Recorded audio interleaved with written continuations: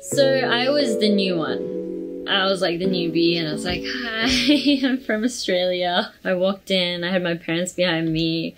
They were there to drop me off because I wasn't an adult yet. And then I walked in and there was just like a bunch of girls, like quite a lot of them, in a room.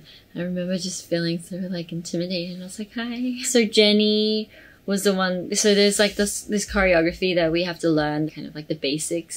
And she was like teaching me, and she could speak English. She had studied in New Zealand. We had that in common.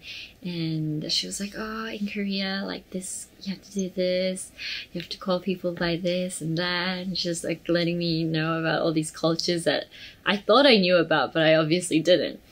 That was her. And Lisa was this girl from Thailand, and so I was away from home and she was away from home too, and so we kind of had that in common. I think she was probably the first one to meet me in an elevator, like when I came into the company. I remember somebody, like we kind of came across a girl, but turns out that was Lisa, and she was like, oh, I remember seeing you, you were like this Australian girl, like with this guitar.